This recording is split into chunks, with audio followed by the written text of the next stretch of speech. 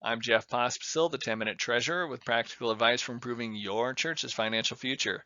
In this video, I'm going to be talking about one of the duties of the Staff Pastor Relations Committee, and that is to build up the pastor or to develop the pastor, or whatever it is you can do to help make your pastor a better pastor. That would be one of the duties in an HR department in a company's. How do you make better employees? Well, that's your duty as a staff pastor relations committee person. A quote I've used often over the years, so often in fact that I forgot where I got it, is the people in the pews will rarely rise higher than the pastor behind the pulpit. And I've just noticed that to be so true, that your growth as a Christian, as a layperson, is often capped by the pastor behind the pulpit. So it's in everybody's best interest to help the pastor grow. When the pastor grows, we all win. And I use this picture with Keith Nelson from Mitchell First Downtown Church, not only because he's photogenic, but also he's a great example of this. I mean, he has been one that's been focused on growth personally. And as a result, I think his church is becoming more and more healthy and growing as Christians as well. Another quote that I really like, that I actually remember where I got it from, it's from Carey Nieuwhof. It's, "If you're winning at work but losing at home, you're losing." And I think he goes on to say also that if you're winning at work but losing at home, pretty soon you're going to be losing at work as well, because you can't just compartmentalize everything. Sometimes we focus on, okay, how can we help the pastor in the work area the most? But really, the pastor's spiritual life outside of work, the pastor's social life, financial life, marital life, all that will affect the pastor's work life. So that's why we can't just focus on how to be a better pastor. We need to help build up the pastor as a complete person. So one of the most important meetings that you're going to have with the pastor as a staff pastor relations committee is you're going to have to say, looking at your whole life, what is the biggest area of concern that you'd like addressed this year, that you would like to grow in this year? Because a lot of times we just focus on that little wedge of the pastor or the career part. But when something's out of whack with health or finances or family or social life or lack thereof, it will affect the pastor's ability to be a good pastor. So you're going to have to come out of this, and confidentiality is very important. Being loving is very important. That commitment to seeing the pastor through growing in that area is going to be very important. By the way, I think this Wheel of Life, I want to say that comes from Zig Ziglar. So anyway, that is an important talk. And it might be the case that your pastor has so thrown themselves into the ministry that they've completely lost sight of a vision of what it would look like to be winning at home, in their finances, with their family, socially, and that kind of thing.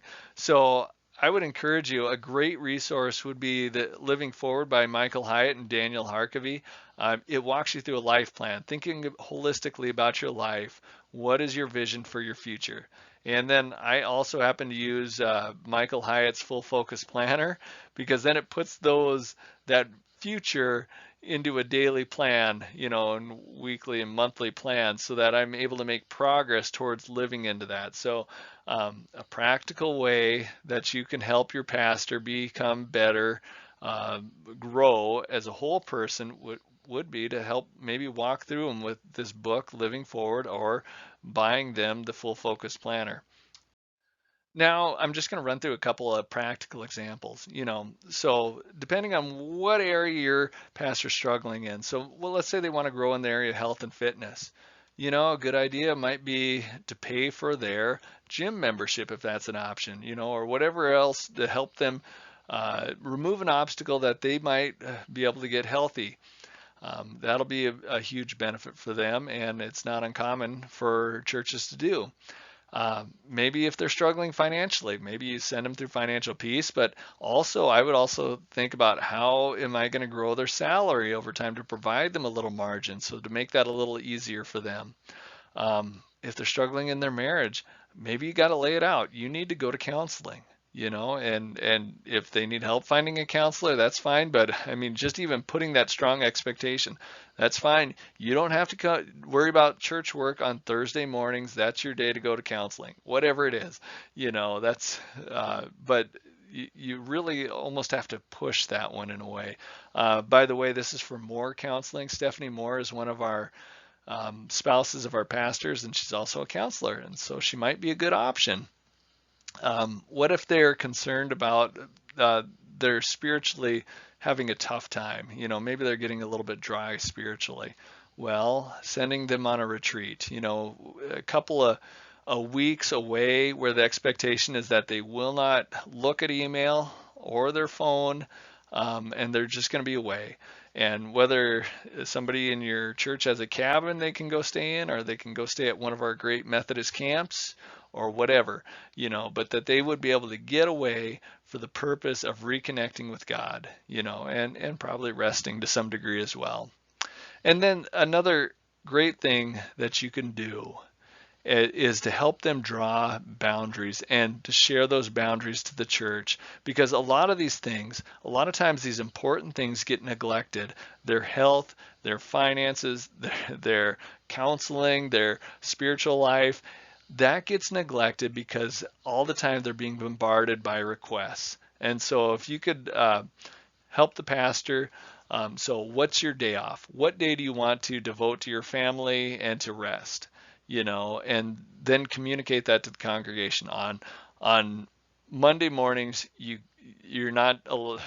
can't talk to the pastor unless somebody's dying, or when you're on vacation, you can't talk to the pastor unless somebody's dying, something like that.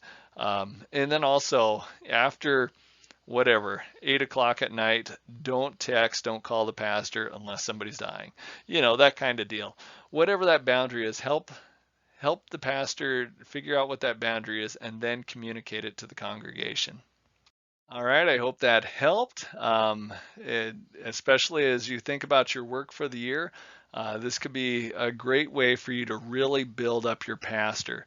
So again, this is a ministry of the Finance Office of the Dakotas Conference, as well as the Dakotas United Methodist Foundation. And I hope you subscribe, share this video if you found it helpful. All right, God bless you.